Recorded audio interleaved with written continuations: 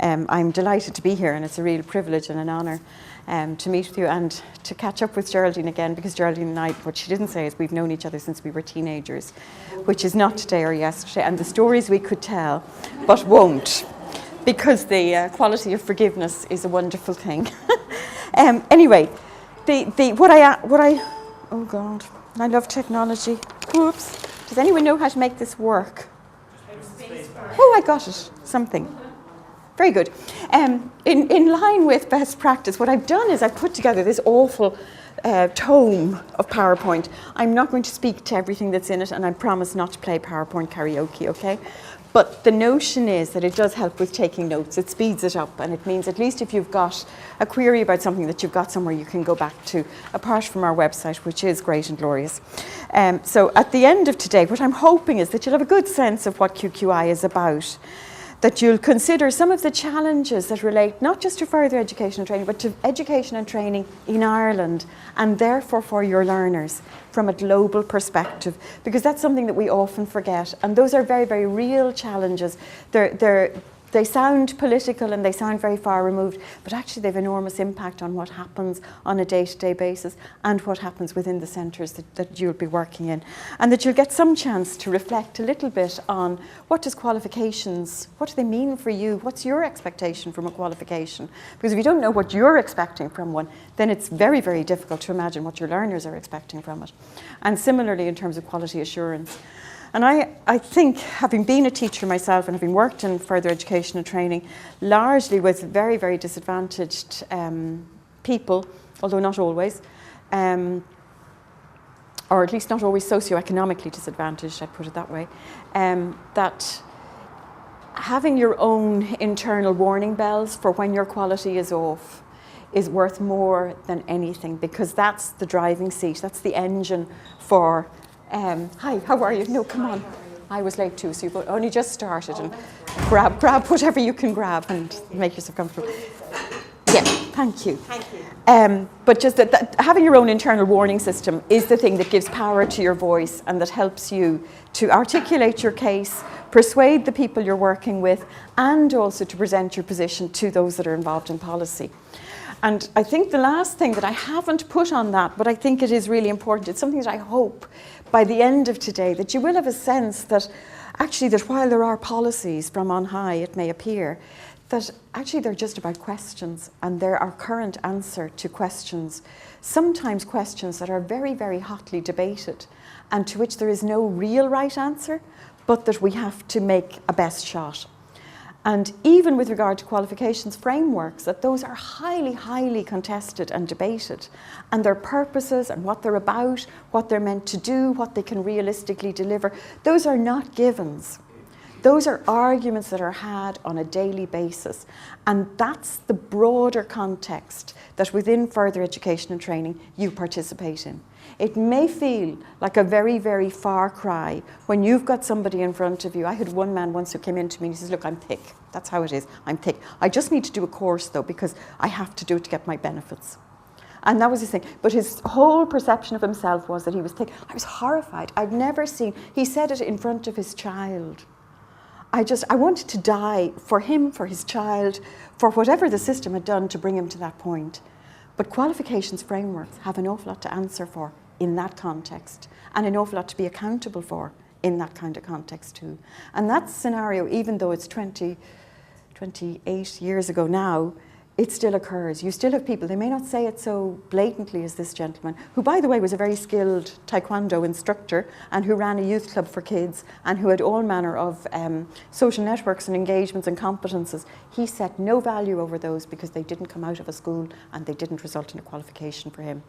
Extraordinary. He was a hero within the school within weeks because he would do black belt demonstrations and all sorts of whatnots. There was any manner of stuff that he could do and would do, but his perception of himself was the biggest challenge. Where do quality and qualifications Ireland come from? We came from the amalgamation, effectively a cost-saving efficiency mechanism. We were the first of the quangos, so-called, to be burned.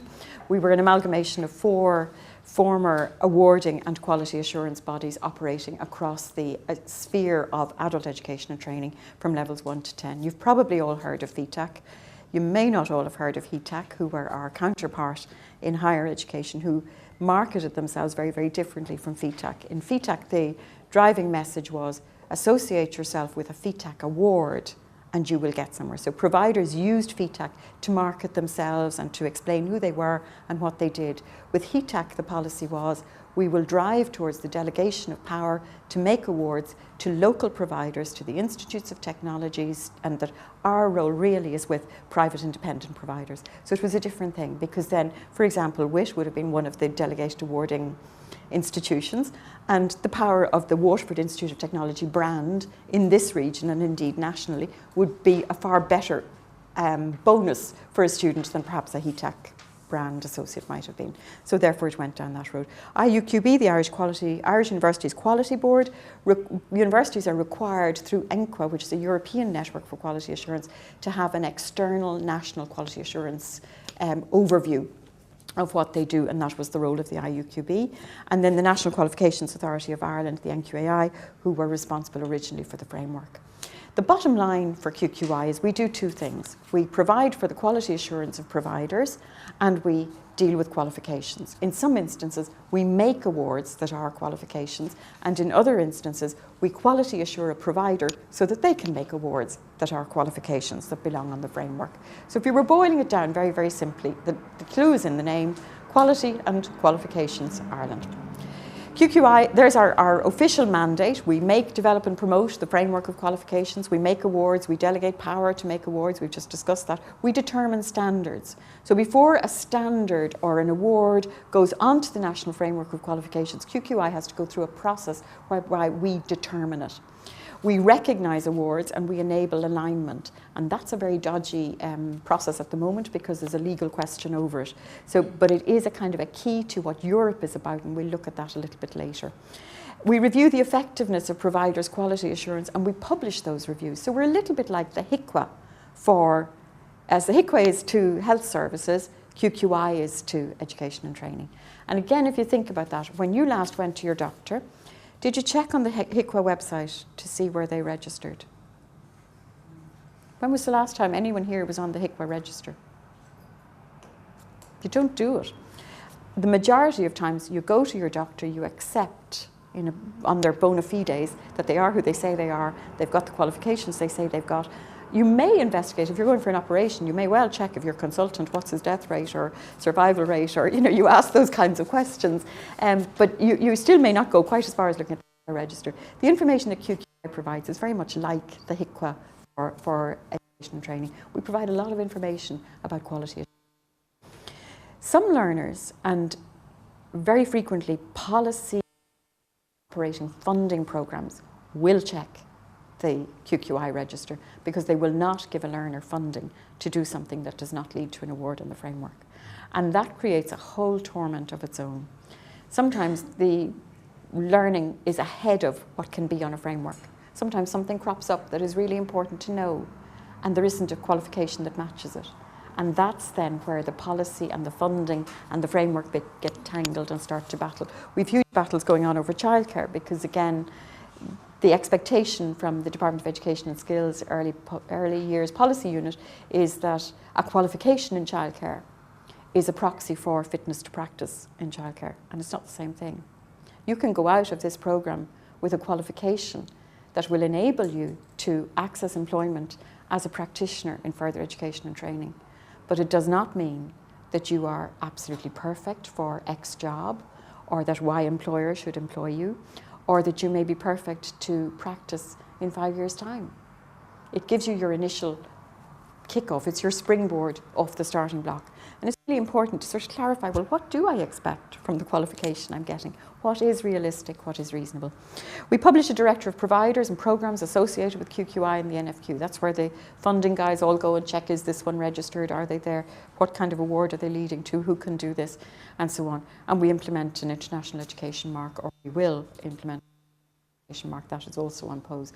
We have a strategy statement, which I've given you your packs that you can have a look at later, and it outlines all the standard things that every government agency and institution and indeed industry body are required to do. It tells you what we value, how we go about it, the outcomes of our work and so on. We've started a review of that because we're moving into the next period. You can see 2016 isn't very far away, so we have to have a new strategy ready for then, so we're already teeing up the next one. In terms of the framework, again, I hope you're all really familiar with this, are you? Okay. The big change in the framework is this turquoise line. This turquoise line has now replaced what used to be the universities line, the Institutes of Technologies line, and the HETEC line and the HETEC and FETEC. So we're gone. So what you've now got is the continuum that QQI makes awards. It's the only awarding body in the country that makes awards from levels 1 right up to and including level 10. So it's quite diverse. The framework icon is really, really popular, and you will find that a lot of your learners know it, or at least have a recognition of it when you show them to it. They mightn't know what level they're on or that there are levels, but they'll say, oh yeah, I've seen that before. You know, they'll have varying degrees of familiarity with it. So it's worth spending a little bit of time. A lot of tutors use it, especially in induction, to talk to somebody, to give them confidence and say, look, you're already here. It's only a short hop to there.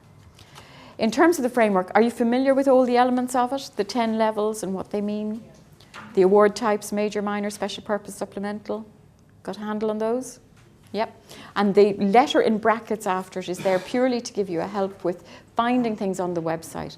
If you see an award that starts with a code 5M, it means it's at level 5 and it's a major award.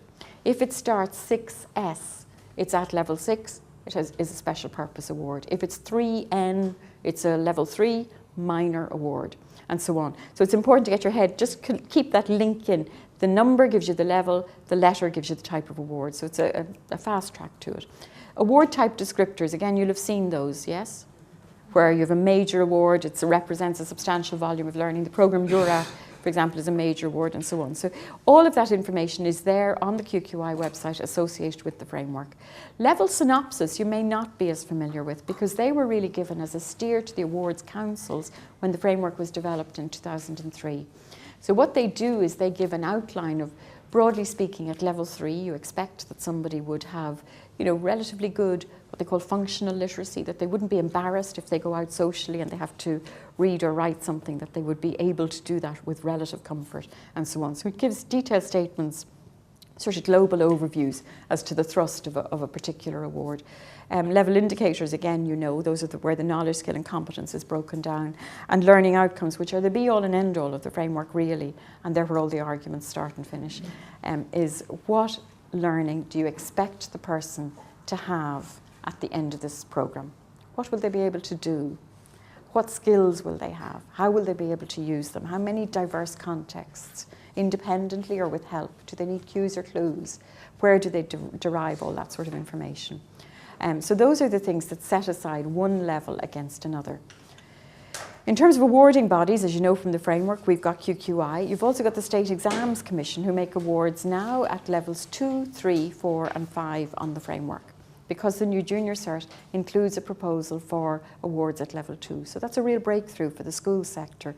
And it's an acknowledgement, I suppose, of the increasing inclusiveness of Irish education, or at least the alleged increasing inclusiveness of Irish education in the mainstream sense, that they're now trying to really accommodate a diversity of learners with diverse needs and make sure that every child leaves with recognition for what they know, can do and have achieved. The Institutes of Technology, the universities. Where we're also going, though, is in terms of education and training boards. And you're familiar with those, I presume, yeah? Okay, so the education and training boards or other providers with proven quality assurance capacity. Now that's radical, because what that means before was any award that was achieved in further education and training at level 1 to 6 came from the FETAC stable. If it didn't come from FETAC, it came from NCVA, which was the predecessor for FETAC. Where this is going, where the new policies are going, is that education and training boards, when they've got the capacity to implement certification systems, will make their own awards. Now, for people like Geraldine and I, this is déjà vu, because this happened also in the very early 1990s when Cork VEC and City of Dublin VEC made their own awards to their learners, and they were the first who actually made what were then Irish awards to students in further education and training. Most of the other providers bought in their certification from overseas, and there were vast sums of money going out of the country, and that was the reason why the government began to get involved and say, okay, look, let's look at this and let's make sure we've got something national that reflects national achievement, and keep the investment here, keep the expertise here. So some of the education and training boards over the next 5 years will end up being also awarding bodies. So some of you may be very directly involved in the quality assurance processes that go behind being an awarding body. You may not always be a front-line practitioner in that way, and there are opportunities, in all of those spheres. And it's important to get a sense of those opportunities so that you can plan your own career and progression within that. There are also international awards, and again, you'd be familiar with City and Guilds or Microsoft Office, or some of the Sodesco, some of the beauty therapy awards or whatever. There are some awarding bodies that are known globally, and that is the award to have. That is the industry standard. So again, we're looking at making sure that those kinds of awards are available to Irish learners with as much ease as possible, and that funding models move to reflect that if a provider is offering a programme that leads to, let's say, an award in beauty therapy or in one of the IBM processes or whatever, that if that's the globally recognised award, that's the award the learner gets. We had a situation before where providers were driven only to provide awards that provide programmes that led to further education and training awards because the government wouldn't fund it otherwise.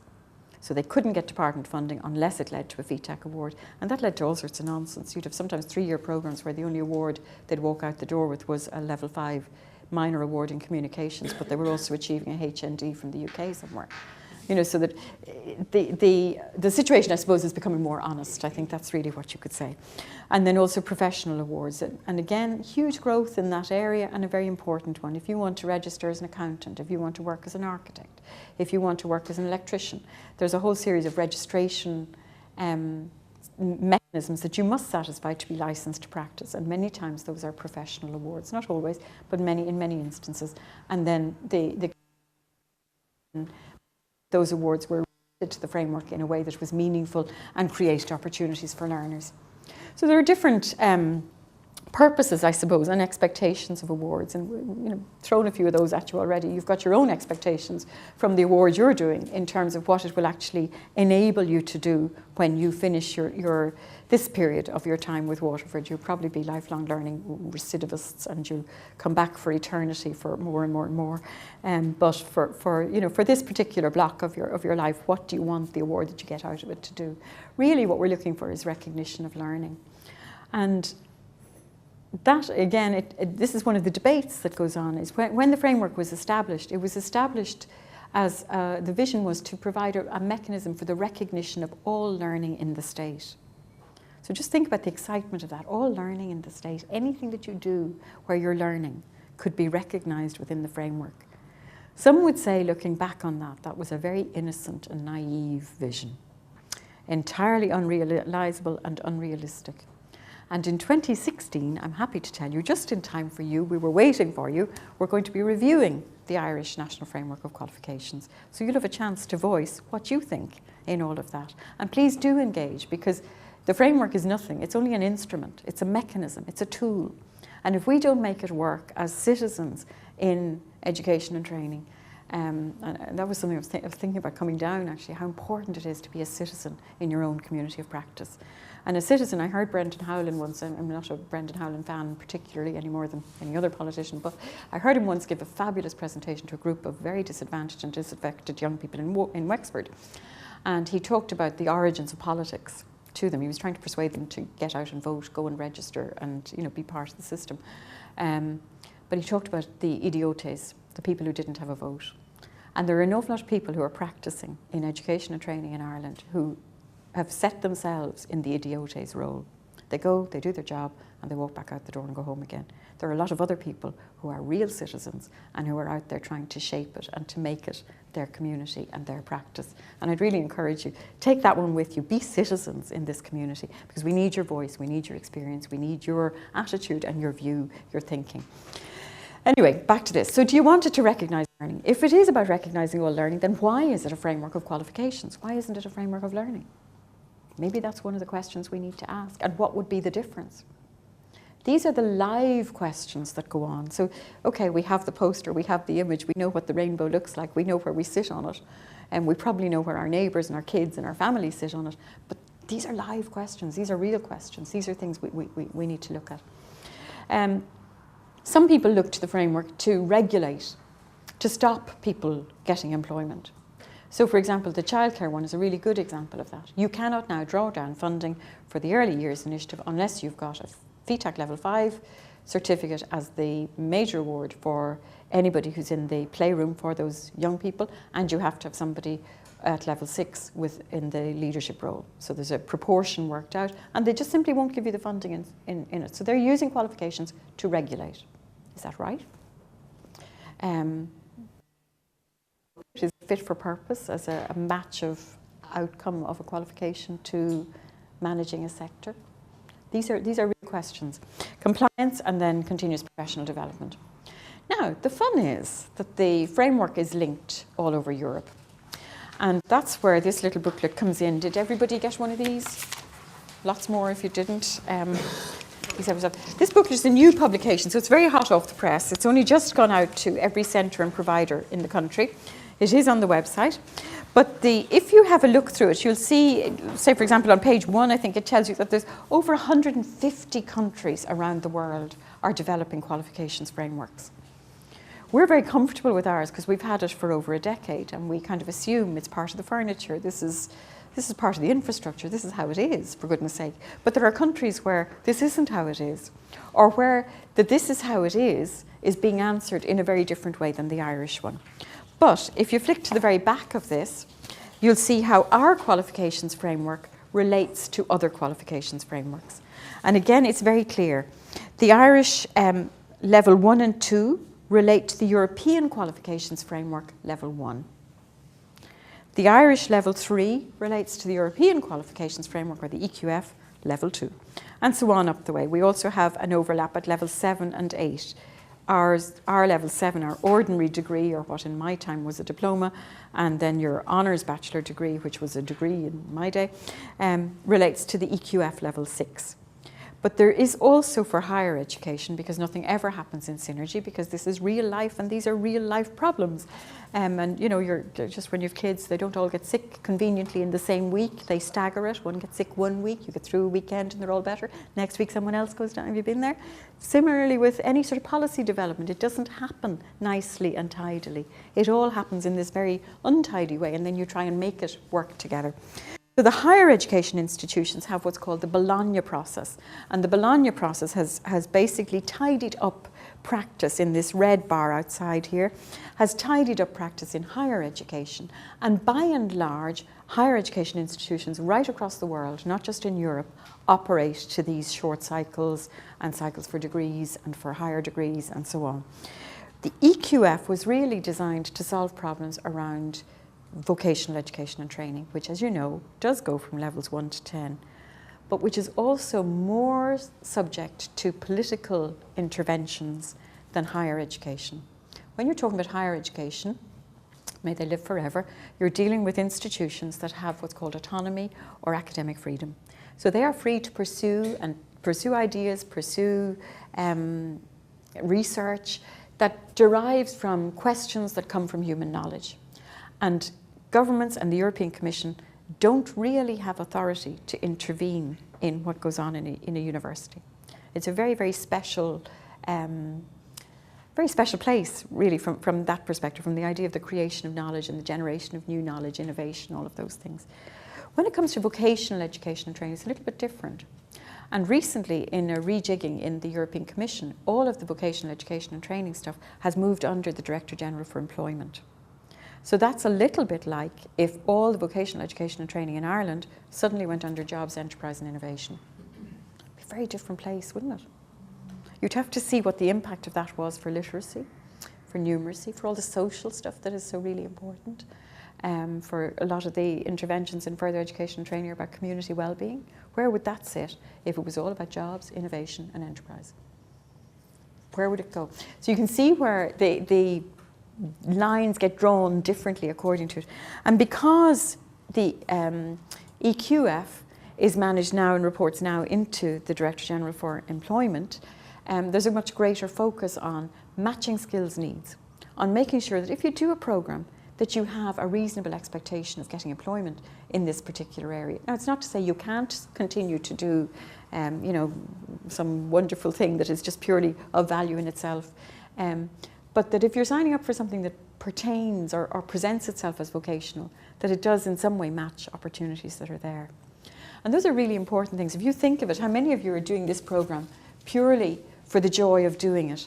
Or are you doing it because really you really want to work in this sector and you're hoping that you will get employment out of it? So it's not a dirty word. It's a very big part of the way we frame our education and training. So our Irish framework is linked to both the Bologna framework, we're linked to the EQF, and we also have arrangements with other global regions. So for example, we have Memorandum of Understanding with China, with New Zealand, with Australia, with South Africa, with various other, the accession countries and some of the Nordic countries that aren't part of Europe. Again, there are all these arrangements that are in place whereby they recognise a framework and therefore a qualification that's on that framework against their own framework and therefore qualifications that are on that. And that's really important, because supposing you do emigrate and you go down under, you don't want them looking at your qualification and saying, well, that's fine and dandy, darling, but you have to go back and start at the beginning here. You're not going to do it. You're going to say, well, hold on, no, I have a qualification. It is recognised on our framework. It ties to the European qualifications framework at this level and therefore to your framework here because there is this international agreement. So there are international agreements that pertain just to the Irish framework and that operate on the basis of the European framework. When we moved into QQI, I had always kept my head very low when people were talking about Europe and travelling everywhere and doing all these things, because it just really wasn't where my life was at. And I sort of had it out with my boss. Brian, why are we doing so much that is tied to Europe? Why are we spending so much time travelling across to meetings, etc., etc., etc.? And I really didn't get it. It was a very genuine question. And he said to me, the reality is Ireland is a tiny country. The likes of China aren't going to have a conversation just with Ireland. They want a conversation with Europe. If we tie to Europe and Europe ties to China, which they've done, then Ireland can very easily go and do business, and we're very attractive for very many other reasons to China, and we can play on that. So there is this global competitiveness that goes on all the time. And there's also a global competitiveness to bring learners from overseas in. Now, the very crude reason for a lot of this is that it boils down to global competitiveness.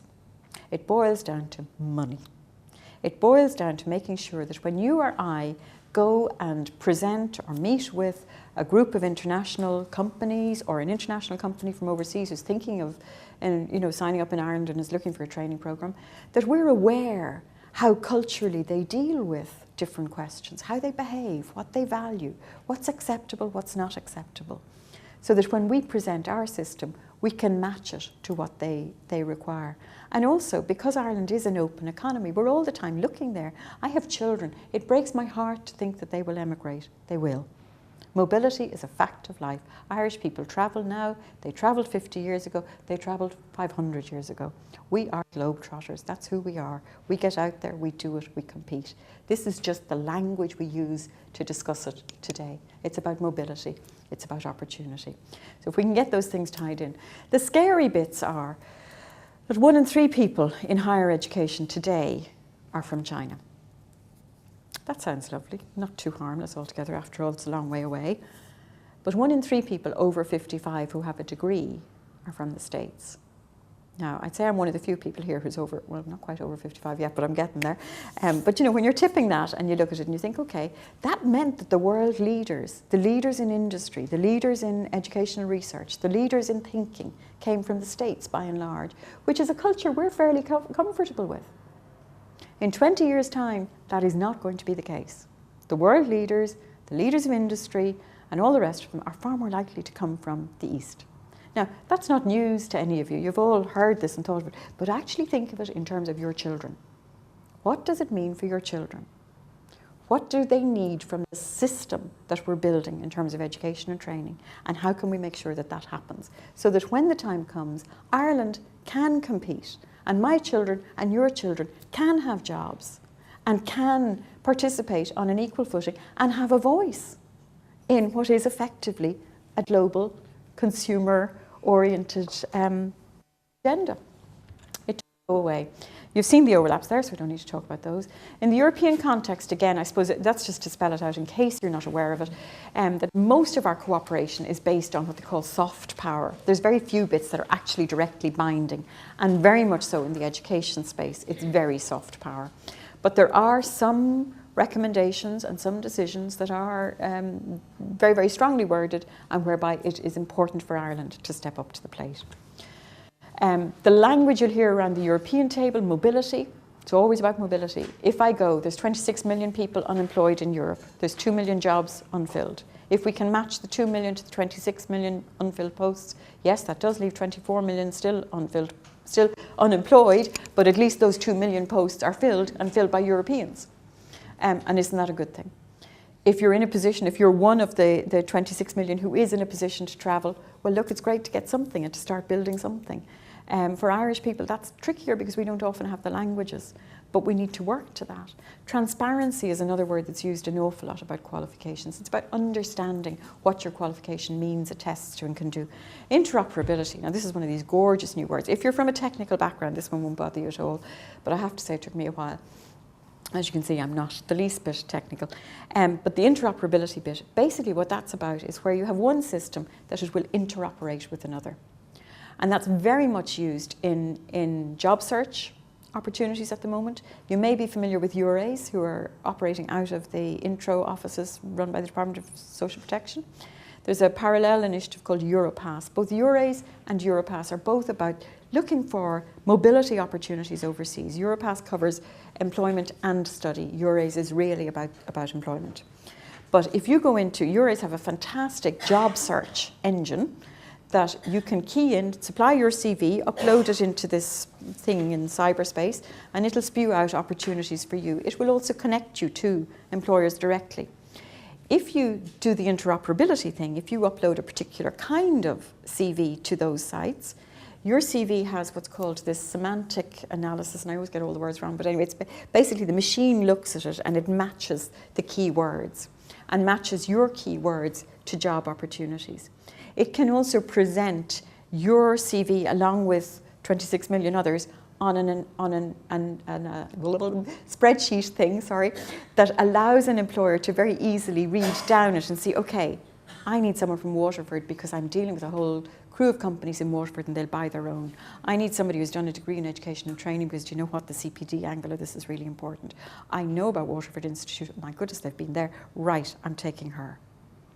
And they can work through it that easily and that quickly. And that's what interoperability is at. And it's where basically where one system talks to another. And it's a real big move across Europe at the moment. We talk all the time about making systems talk to each other, about joining the dots and all that, but that's what it looks like when it happens.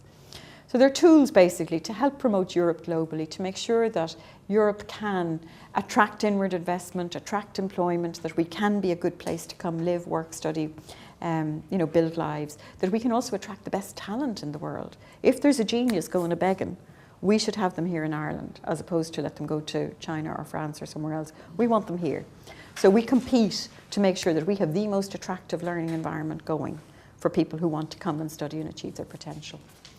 Right, that's the big politics bit. I hope it was of some interest. It's not often a bit people think about, but it's important to just bear it in your mind. I often talk to young people about it and they're really interested in it, because I suppose they're at that stage where they're not yet so embroiled in the system. They're actually at a stage where they can look very freshly at it and think, that's really interesting. So what does that mean and where does it go? And it's a good way of getting conversations going also, I think, with learners. I call this bit conquering the system because many people struggle with our awards database. Have you been on it?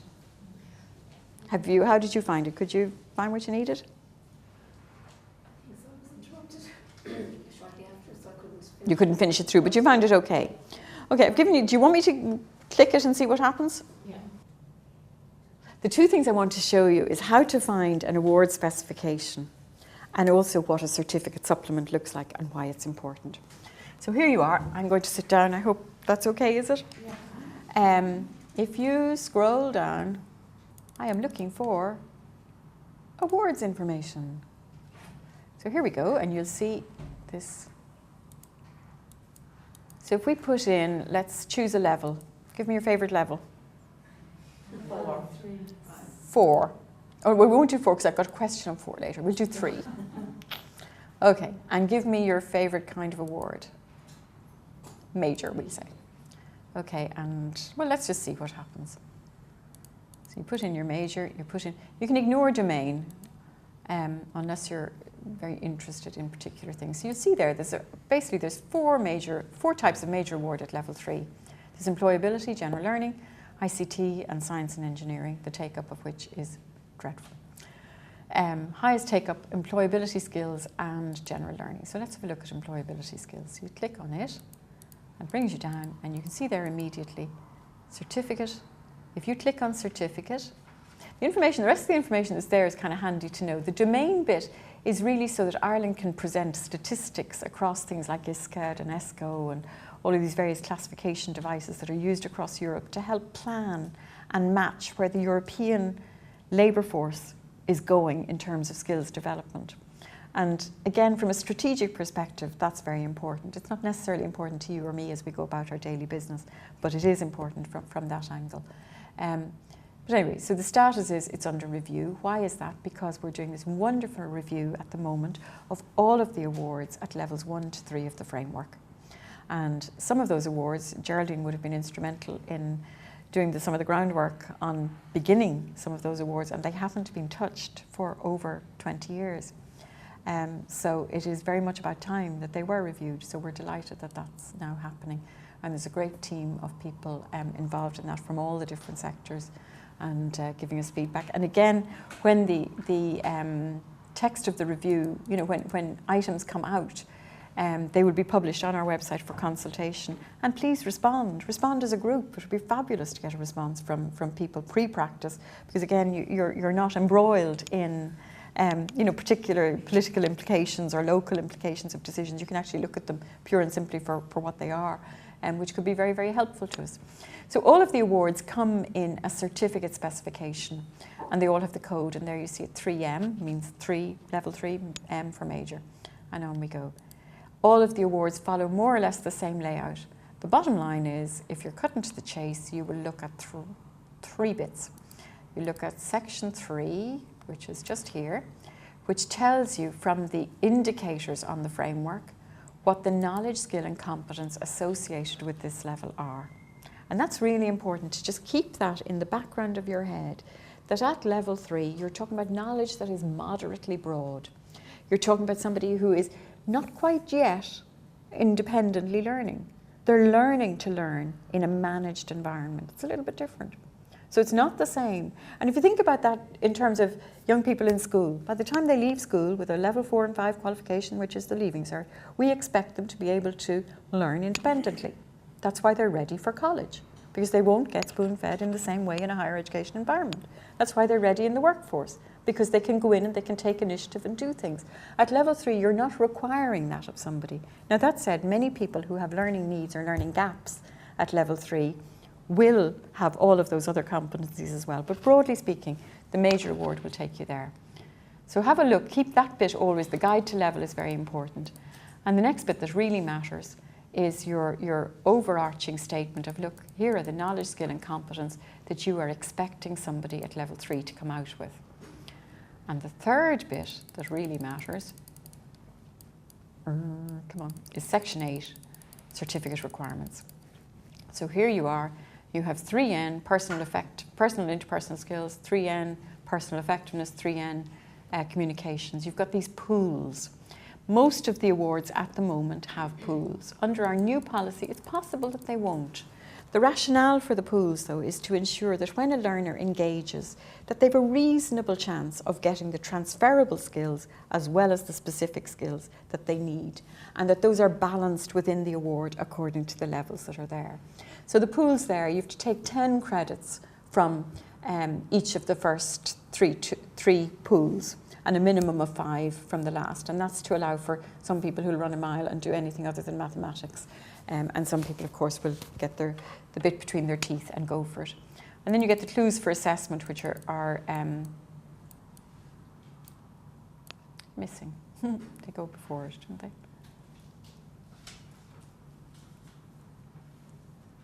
The assessment piece is... Okay, I can't find that right now. Anyway, so there you are. The other bit, which you won't see on this, but I just want to show you with regard to level 5 and 6. Okay, so animal care. If you scroll down here, you will also see a thing called the certificate supplement, and in English. Surprise, surprise. And if you can click on that, what this is this is a European document that is really helpful for somebody who is thinking of travelling across Europe. Because what it does is it gives detailed information from an employer's perspective on the outcomes of the reward. As with all the European documents, to an Irish eye, they don't look that attractive. But from a European perspective, they allow for a consistent presentation of information across the system. So if you're competing for a role or an opportunity with somebody from Spain or somebody from Germany, and you present your certificate supplement and they present their certificate supplement, the employer or the education and training provider who's analysing what the person is bringing to the party will be able to see in a way that they can compare easily. Okay, this person has this person has that, what I need is the other. Neither of those two people are perfect. I could probably work with them though and get there because they have something else. So just wanted you to be aware of those. So that's your whistle-stop tour of the QBS system. But you can also look from awards to find out who's providing the programme, where the programme, you can search by region, search by provider, search by award. So again, that's quite useful. Okay, shift along. Common Award System was a system that was put in place, it's called CAS, was put in place by FETAC, because when FETAC was set up, they inherited 5 different award systems and neither of them spoke to each other. So you may know people who were in the very unfortunate position who achieved a FETAC Level 5 award in childcare, but who did their learning in an ETB. Those people could apply to progress on to higher education through the Higher Education Link Scheme. They could also progress on to employment. That was great. Great opportunities there. But their next door neighbour might have celebrated the same night achieving a FETAC Level 5 certificate in childcare, but because they did it in what was then a force centre, they had no access to higher education. They only had access to employment. They couldn't, if you went halfway through your FETAC VEC-based, formerly NCVA qualification, and then had to stop because something went wrong in your life or whatever happened, you couldn't pick it up again and have the learning you had done before, which was certified on the national framework, recognised in a programme that led to the same certificate comprising the same minor awards in a different area of provision. So it made no sense. So what FETAC had to do was to put it all together and come up with what they called a common award system. And that started a whole project called Migration, which took us 7 years to finish. There were something like 2,000 awards that had to be migrated over. Some of them we got rid of because they were out of date. Some of them we tidied up and we harmonised, where something might have existed in one system but also in the other. And there was an awful lot of that. We were able to pull those together and review them and tidy them up and present them as a single thing in a common format. And that was the big advantage of that. So it doesn't sound like a huge thing, but it was a really, really, really 1,600 award specifications were the output of it. It was a really big thing. Features of it, again, the grading for the minor award, which we were already used to, because you could get pass, merit or distinction, but now also at the level of the major or the special purpose or the supplemental. So all your minor awards tot up and you get a grade point average. So if you got 6 distinctions and 1 pass, 1 merit, your overall major award would be a distinction because the weight was towards a distinction and so on. Some people like that, some people don't, but we actually have had very little feedback on it formally, so again, it's an interesting one. And consistent titles, so there was a level 5 certificate in, a level 3 certificate in, a level 2 certificate in, and again, that was a big thing. Then along comes QQI, and QQI is looking at a new awards policy based on the new legislation, because there are real differences. And I suppose one of the questions is, what needs to change? And one of the concerns that had come up through the system, and largely from FET practitioners, is that somebody would show up in their centre and had built up credits over time, had accumulated minor awards over maybe a long period of time, but there was no indication that they could actually put the whole package together and integrate it in a meaningful way and therefore be ready for business. So that was quite a serious thing to address. So one of the proposals there is that we would put in place what's called a capstone assessment, which for some of us which come from particular backgrounds would be what we know as integrated assessment. So where the assessment from one minor award gets integrated with another, or from a range of minor awards gets integrated across, so that a person has an opportunity to demonstrate that, yes, look, if it's a major level 5 award in horsemanship, yes, I did my, whatever you do with horses, bad example, I should pick someone I know about, but anyway, whatever you do with them, I did it 5 years ago and I did this bit yesterday, but yes, I can actually get a horse in and out of the horse box and, you know, keep the stable clean, or, you know, I know nothing about animals, but there you go. But you know what I mean, you get the idea that it is something about pulling all of the learning together in some sort of coherent way. Another idea was with assessment, there was always this argument about, well, they just demonstrate all of the learning outcomes, but they don't necessarily have to be assessed in them, or they don't have to achieve them all. The new view is, yes, they must demonstrate every single one of them, they must all be assessed, and they must achieve. So it's very holistic and it's very definite. So you can't skip the bit you don't like. Just because you don't like algebra, you don't get to skip it. You have to achieve it if you want the award. And the real thing is, the upshot is, what we're driving for all the time is quality, quality, quality, quality. When you show up with a FETA or an FET level 5 award, you are credible. They know you've achieved this standard. Nobody can say to you, oh yes, but you did that and wait. We all know what that means. You know, they won't be able to say that. They'll be able to say, you've got your level 5. Yes, it came from WIT. The other one came from Sligo. Fantastic. Go for it. We know you can do it. And that's the response we want for people who hold FET awards. And that's a really important responsibility for us in terms of guaranteeing the standards, and for you ultimately as practitioners in making sure that people go out the door with that. There are also opportunities for providers to develop award specifications. Now, really important to get this, it's for providers. It's not for you, it's not for me, it's for providers. If you're in a centre and you're operating something and you see a real need, you persuade whoever is the governance structure for that centre to work on this and to put together a team and to make a proposal to QQI for a new award. It has to work at provider level. Why is that? Because the system is so darn big. And we'll look at that in a second. So evolving the thing, credit is another one. I'm not going to go through all of these because you can read them and they're not rocket science. What you do need to know is that there is a new brand, and that from this year on there are no further FETEC awards, there are no further HETEC awards, there are QQI awards, and this is what they look like. They will have that particular logo on it. So when you're working with people, that's what they're driving towards. When you're presenting awards and looking at people with certificates, that's what they'll get. They'll get a QQI award. The award brand, if you need to use it, again, it goes to the provider. The provider, the governance system is there. You can't just cut and paste the QQI award brand and put it all over your business card or your documentation or whatever else. It's very, very tightly protected. And the reasons for that, public confidence in the award brand and a total association with quality assurance for learners. And that, I presume some of you here will have remembered very large, well, they started off actually as a really small provider, and provided some fantastic opportunities for people to learn.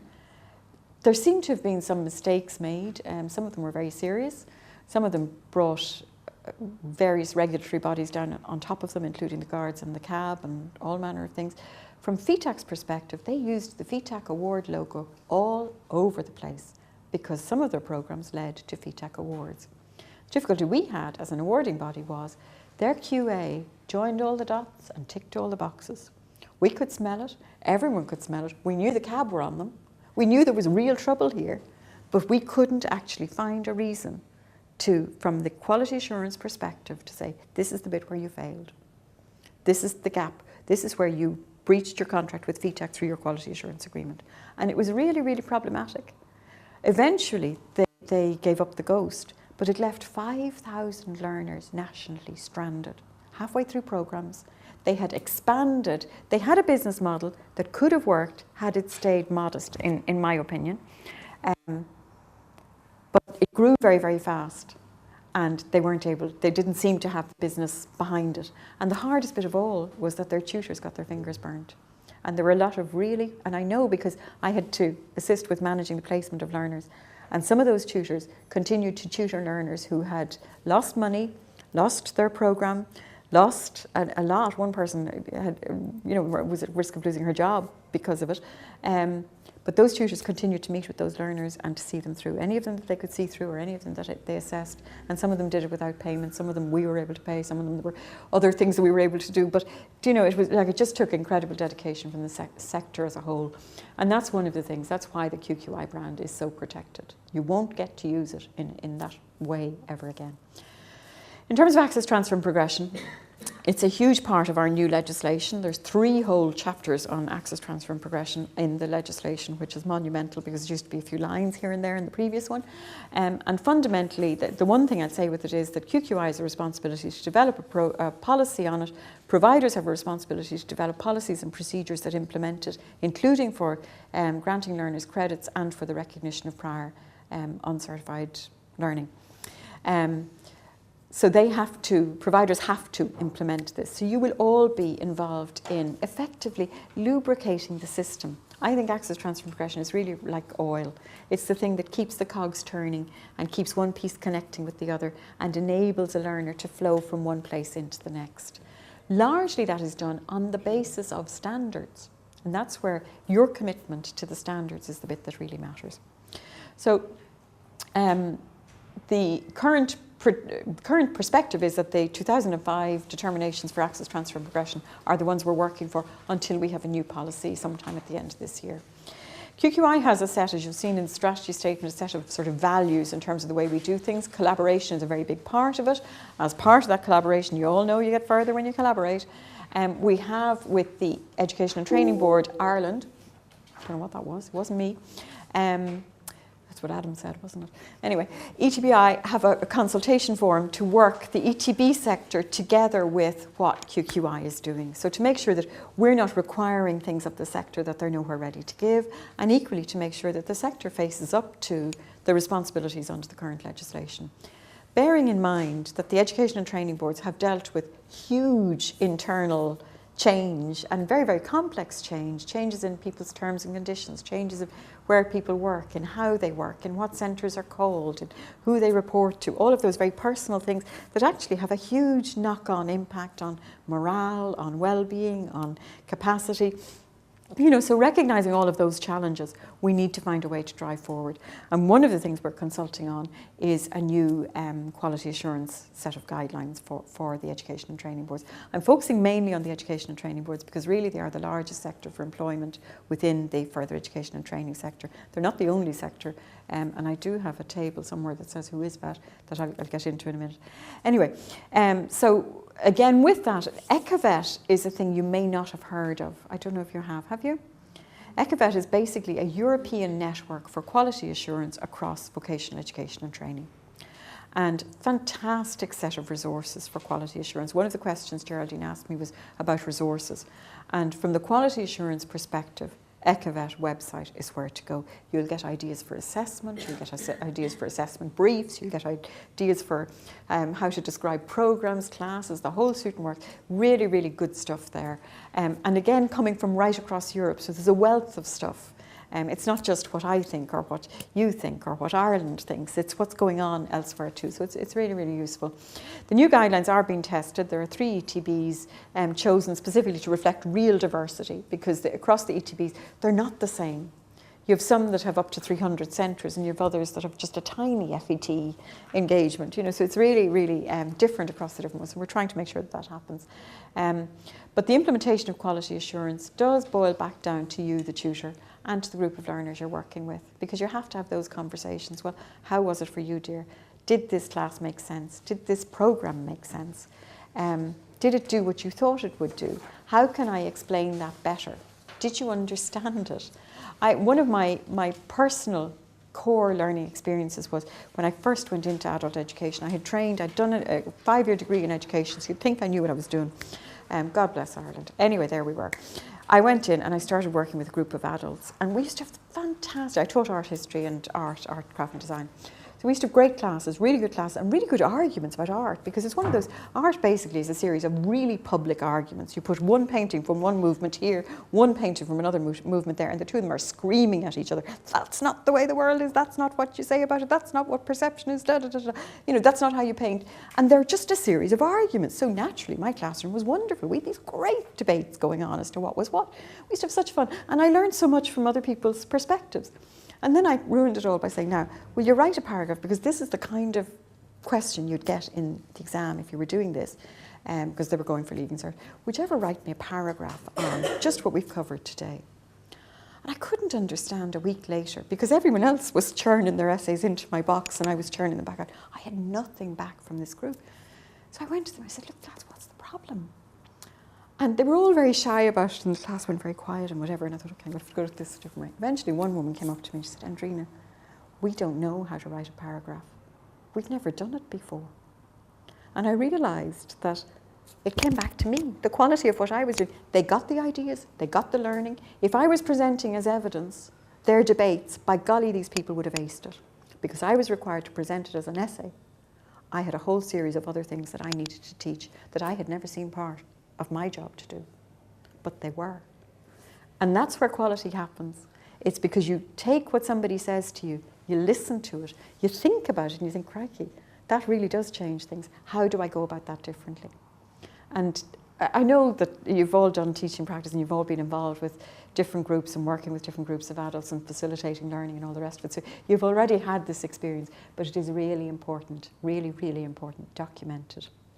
Make a note for yourself, so that when you do go back home, because you'll be knackered at the end of the day, working with people is the most demanding thing you can do, and particularly where you're driving for learning all the time, and it's the quality of learning you want.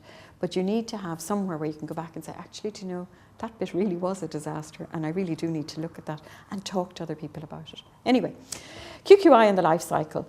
The bottom line is that for most of you, the key thing, the way we're framing our engagement with providers is around this notion of a life cycle. For most of you, this is the key bit, the bit about the program validation.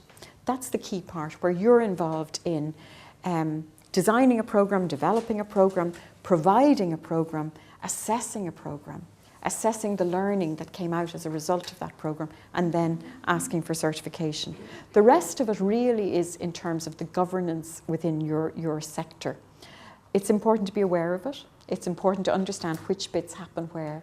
But on day-to-day practice, most of it will be around the stuff that's tied to program validation. And again, in this diagram, and I think you probably will see it better in the notes than, or at least I hope you see it better in the notes than on the board, but you'll see where that includes all the stuff about what do you tell your learners about the program? How do you explain it? What information do you give them about the awards it leads to? If the program, for some reason or other, can't be provided, what protection is there for those learners? All of those things are key questions. What's the alternative arrangement for them? If you can't provide it, can you amalgamate with the centre down the road? Can they do it? Can the provider provide transport to get your learners from A to B if that's an issue? You know, how do those things work out? And then how do you provide for assessment? So those are all things that QQI will want to see evidence at. Here's the fun bit. There's another document in your packs that looks like this. Did you get that? You two don't. And this one gives you an outline of who's who in the zoo. Who is QQI working with in the name of further education and training? And you'll see there, if you tot up, as I did on the way down, and of course I'm hopeless, I've lost the page. If you tot up the numbers that are working in FET under the ETBs, you'll see that it runs into several hundreds. Yes, I've lost the page. Right, there you go. Sorry, hopeless. But you'll see that the ETBs cover administrative centres, adult education centres, further education colleges, literacy services, prison education, schools, training centres, VTOS and Youth Reach. And that doesn't include a lot of the stuff that they would do by virtue of, for example, BTEI collaborating through community education or in collaboration with community education. The education and training boards are, if you look at it from the perspective of Ireland being bankrupt, I go back to this so often, we are broke. Every penny they pay me, they've borrowed. They've borrowed it not from me or from you, but from our children and from their children. So you go back to that every time and you think, okay, quality assurance requires systems, it requires governance, it requires security so that people can trust it. And I think it's a personal reflection, but I think that the real challenge that QQI has been given is to build trust in institutions and in infrastructures at a time when Irish citizens have no reason to trust. And that is a really big challenge. We have no reason to believe anything any institution tells us because we are in the climate we're in and we're in the economy we're in and we're in the situation we're in. And that's the job that you as education and training practitioners have and that QQI has as part of the system, is to build at least an education and training system that is worth its salt and that we are reliable. And when somebody comes to us, they can be guaranteed a certain quality of service and a certain quality of outcome if they work with us in it. There is obviously, they have to support in it. You have to buy in, you have to attend the classes, you have to do the work that's there, you have to take the direction you're given. But if you do that, then you should have a fair chance of getting the outcomes that are there. But again, it's interesting just to look down through that. A skill net, do you know what a skill net is? Skill nets are an initiative set up again through, largely through the trade unions, but again relating to enterprise and employment. And what they do is skill nets operate in areas of employment. So for example, there would be a retail skill net.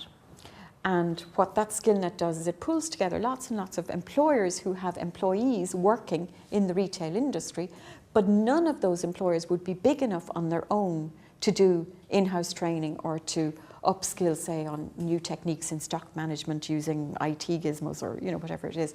Of course, it's the new thing, the Internet of Things, those yokes that'll do things while you're not even looking.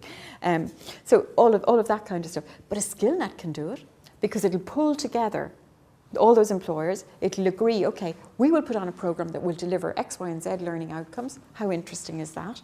We will find the tutor. Where are they going to find the tutor? Here you are. What program are they going to deliver? They will have validated a program with QQI. And then they will go and deliver it, but it's in the context all the time of the workforce. And that's really interesting work. If you're curious about skill nets, have a look at their website. It's, it is a whole other area of employment.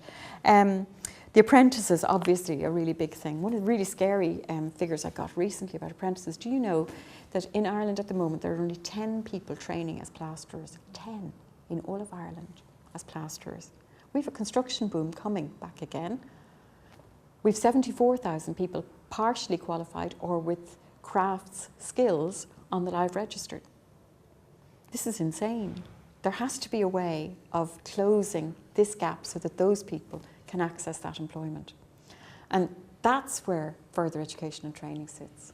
That's where the skills you've got, particularly around assessment, are actually really, really critical and where you've got a real contribution to make to people's lives. If you think, I don't know if you've ever experienced unemployment, I have, it's horrible.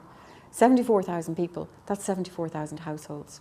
That's families, that's children, that's elderly parents, that's relatives, that's friends, that's so many things that are impacted by it. It's horrible. And often that's the space that further education and training works in.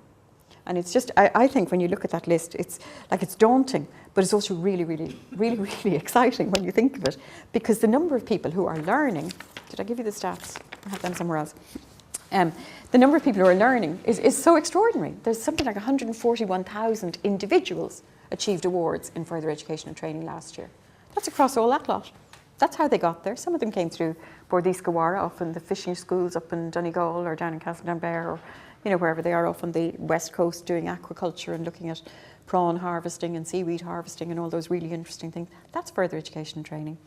Are there any there that you have a question about? Hospital C&E is a college of nurse education. They're really active because they've got care assistants, they've got hospital workers in administration, but also in nursing. All sorts of things going on there, really interesting. Anyone that drives a question or you want to ask anything about? It's just interesting, I heard Liam Dorn the other day talking, and it costs 80,000 to train a nurse in Ireland, and 75% of them have left the country. We now have a nurse shortage. Yeah. So I just wonder the funding for such. This is exactly it. That's exactly the question. But bear in mind when you hear a story, for example, for example, from a union, that's one lens. Just as the lens I'm giving you today is the QQI lens, it's not the same lens as the lens you might. The unions have also stood in blocked the way of people who've worked as care assistants and as carers from upskilling and getting recognition as nursing. And part of that is the unions, but part of it also is a directive that came from Europe that says, unless you've gone the whole way through the 3-year programme, you can't be. So there are some things that, that close off opportunities, and there are others that do. But those are the questions that funders ask, and where you've got to welcome what Liam Durham says, is that that's a real issue. Why would we fund? It costs something like 3 million, I think, to train a doctor. Why would we fund that when they're all going overseas and we can't get a doctor? Like, it's, you know what I mean? There are things where you have to ask the questions, but then you're immediately into the engineering of education and training against employment. And some people see that as a pollutant. And it's a hard thing, but I think particularly if you sign up on a vocational programme, surely there should be some expectation that you can get employment from it. Now, the converse of that is, again, if you look at applicants into nursing programmes through the further education and training route, there are 3 or 4 awards that typically give opportunity to progress into nursing degree programmes in higher education. But there are only 78 places nationally. There's over 12 programmes. I can't remember the number of programmes, sorry, I'm really bad on numbers, I'll always get them wrong, but I do know the 78 places nationally because it's so stark, which means that any applicant who wants to progress to do nursing, who's going through the PLC or the post-leaving cert route, goes into a lotto and has a very tiny chance of ever getting there. The vast majority of them go to the UK to study if they want to do nursing. Others of them digress and go into other healthcare opportunities. But there are a series of industries where the match between what is provided in education and training just doesn't square up with the employment opportunities. And there has to be some sort of balancing against it. Now, that said, so this year you look at CIO and they're doing. Geraldine. I just wanted to draw to your attention because I'm really appreciating the number of times you've made a reference to practitioners and the agency that they can have around ensuring quality in the classroom. And I suppose, I think I'm speaking, I know certainly for some of the tutors that are in my classrooms, when they would say that the whole, I'm still calling it feedback, old dogs and new tricks, that the whole QQI framework at its very best makes learning visible and public, and it makes it work for learners. It gives them a currency. But at its worst, it actually gets in the way of learning. It blocks learning, or it dismisses and disregards important learning. And you've made some reference to that. I suppose the point that I would be interested if you had time to refer to before we finish the talk is that I'm aware that there's been a big change, and quite an extraordinary change in terms of the whole creation of modular descriptors and the transfer of that to local ETBSs to be a requirement that they would be able to have an input at a local level into these modular descriptors. And what I wanted to ask you really is that there's a very strong voice among tutors of what works and what doesn't work for them. And I suppose I have 2 parts to that. One part is that some of it is out of their control, and because it's to do with EU regulations, or some of it is out of their control because if they draw attention of that to their governance, to their employers, they're all on part-time contracts. And they feel vulnerable. And while they can clearly see their enormous frustrations, not even with the design of the framework, but the way in which it is implemented ruthlessly to move people along to this end result at a time and pace that doesn't suit them, they're quite limited in how they can express that without making themselves very vulnerable in the workplace. I just wanted to draw your attention to that. But my point around that is, I do think there must be some way in which that massive wealth, the knowledge on the ground of these programmes over the last 20 years is just extraordinarily deep and broad. And there must be some way in which that can, and maybe WIT has a role in helping to move that knowledge base to people like you who can use it. So that's maybe an observation. Okay, but my point about the transfer, I know it's come up for people, Yeah, there's two questions, Geraldine. When you ask about the writing of modules, do you mean programs or do you mean awards? I'm not sure. Okay. Yeah. The system works like this, and this is really, really important to get your head around, is that programs are devised by and are owned by providers. The program is your responsibility. The framework, awards and standards are QQI's responsibility. The dialogue between the program, what happens in the program, and what happens in the award is that process of validation. Because we moved to the new system, which was the first time that validation got introduced, it's very new really across FET. We've never had it. When I taught, nobody ever asked me ever to see my lesson plans, my sequence of the past sequences, any of that kind of stuff. It never happened to me. Now I used to do them because I was fairly rigorous, but I was never asked for it. There were people who never had any. There were people who wrote on the back of an envelope, oh yeah, that's a good idea, I'll do a bit of this, what do I need to do that? And they'd go in, and some of them would deliver with absolute magic because they were superb practitioners. But the back end wasn't there. So there was nothing for them to measure their way against. So having a formal program descriptor is a really good thing because it gives you something to benchmark back against and to say, okay, I need to improve this bit, that bit went well, I can change this bit. And as you say, I can enrich it because we've learned this bit, or I went to such and such a network meeting and we're all working on how do we best do this, and I can take that bit out. However, there was an efficiency problem in the whole thing because FETAC was moving the awards through to this new common award system. They were all trotting along at a rate of knots, all due to be and the old awards were being deactivated, so they were falling off the thing. That's changing, by the way. Good news on that one. They'll be recognised again. So the deadline that you had to the end of December 2015, for any of you that know what this is gone. There'll be a circular coming out very shortly on it, and that'll make a big difference. It'll be 5 years from the date of certification that somebody presents. If you've got a question on that, I'll take it at the end maybe. But the trotting things on through meant that for the ETB sector in particular, the only way to deal with this was, instead of you writing one programme, you're writing another, you're writing another, and they're all leading to the same award and broadly speaking dealing with the same learners, they put together a shared programme development process, which meant that oftentimes there were people, maybe let's say in Sligo, Leitrim and Donegal, who had responsibility for devising a particular programme that might be delivered by the ETB in Cork or Waterford or Dublin. The people in Cork, Waterford or Dublin had very little say in the development of the agreed national ETB programme.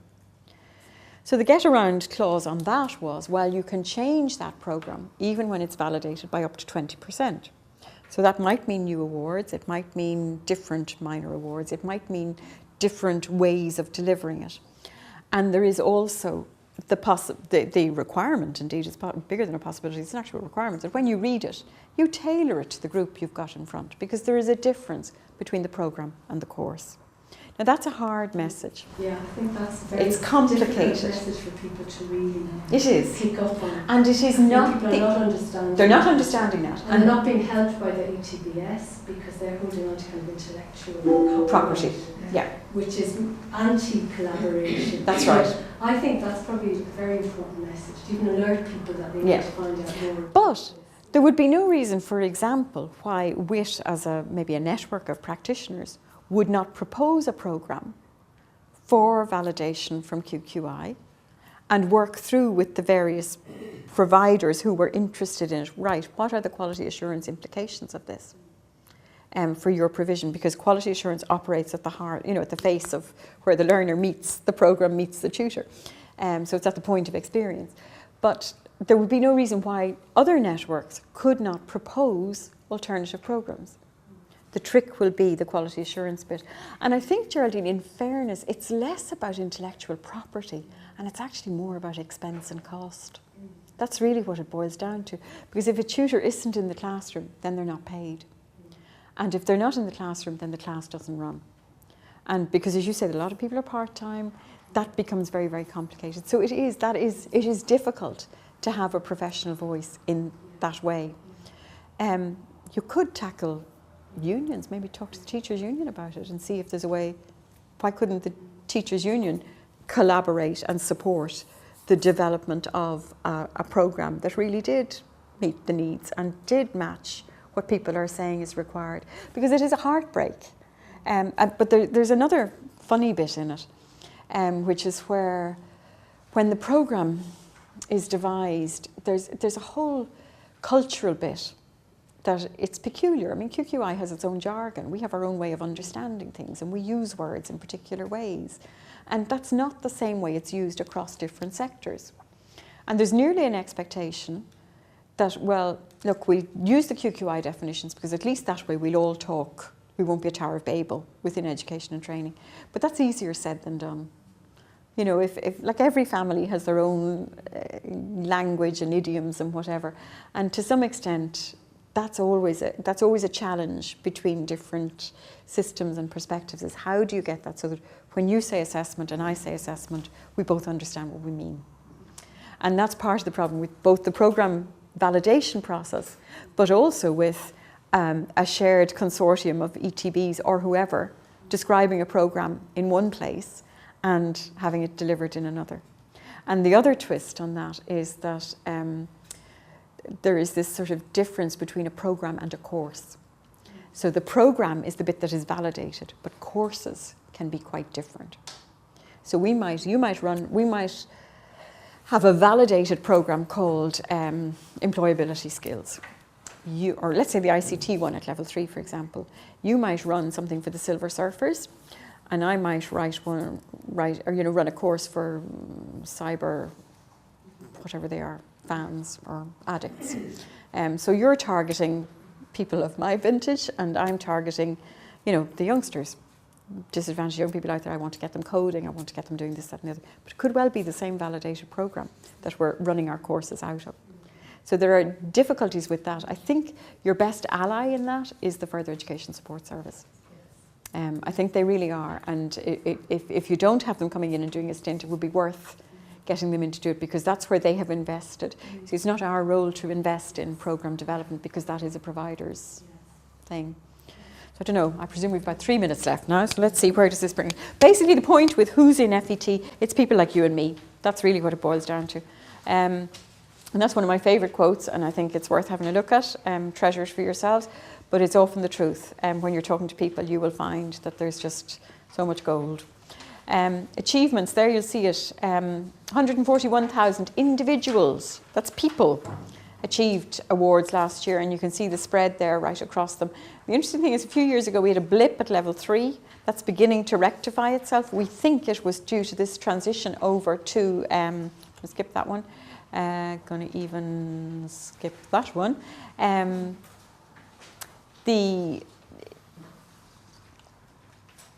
I'm skipping through lots of things. This is great. I love when you run out of time, because it really does cut to the chase, doesn't it? That's a key one. This business of, the blip at level 3 was to do with the transition over to the CAS and the introduction of validation in the first instance, that the sector was fairly rocked by it and was a little bit behind on it. But there was also a block with a directive from the teachers' unions to say they couldn't engage in programme development and so on. So there were different reasons that might actually have brought this that was very, very complex. But it looks like it's recovering, so that's good. One thing I would say to you is, do this, even though there are award standards, and even though the standards are really, really clear, or may not be really clear, we think they're clear, or the groups that work on them think they're clear, you still need to think for your programme, just as you did when you were signing up for this, what do I need to have in place to be able to participate successfully and comfortably in this? What's the real skill? Do I need to be able to read complex material quickly and to summarise it efficiently?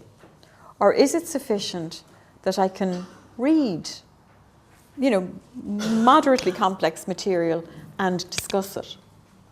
What are the think about those generic, what are the things that you need to be able to do, the core competencies? Because those are the things that will enable you to include very different kinds of people in what you do.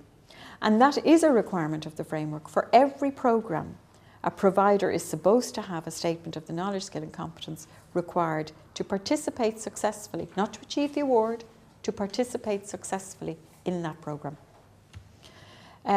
So that's taking through assessment, which we won't have time to do. Won't have time to do all the lovely European stuff, which I would love to show you, but I won't. Let's just do this. True or false, first statement.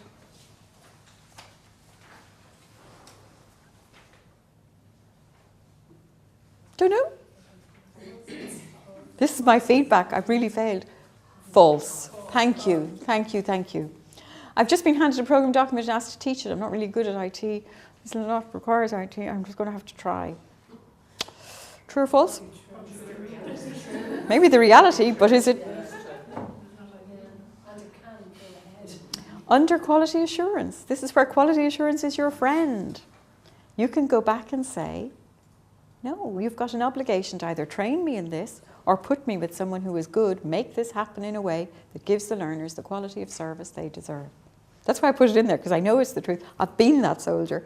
I haven't been asked to teach maths. That was my worst nightmare ever. I'll tell you the story that another time. I had a great class and they all mastered the topic, everyone except me. Anyway, they were great. That was what mattered. I have the program descriptor. I don't need to do schemes of work or lesson plans or anything. I'll just take down the program descriptor that's validated. False, thank you. My group keep all their coursework meticulously. I've got these folder after folder, so I don't have to do a thing for portfolios for assessment. Thank you. That's great. You're great. Thank you, thank you, thank you. Okay, so what will your experience be? Programs versus courses, that was some of the conversation we've just had there. National programs shared between the ETBs, that was a little bit of that. What does validation do? Really, the bottom line is that second last bullet. It assures learners they have a reasonable expectation of achieving the award associated with the programme if they comply with the requirements.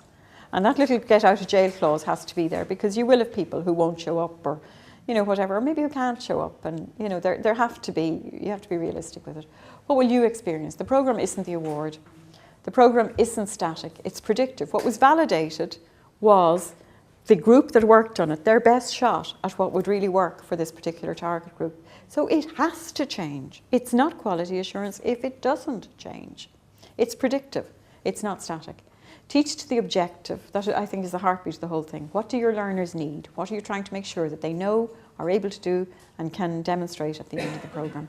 The assessment is for the purpose of the award, then know the award. Keep that in your background kit. Have a look at it regularly, because it's amazing. It's like a planning document of any sort. You will find you've forgotten bits, or there are bits you're not so confident about, and you need to check.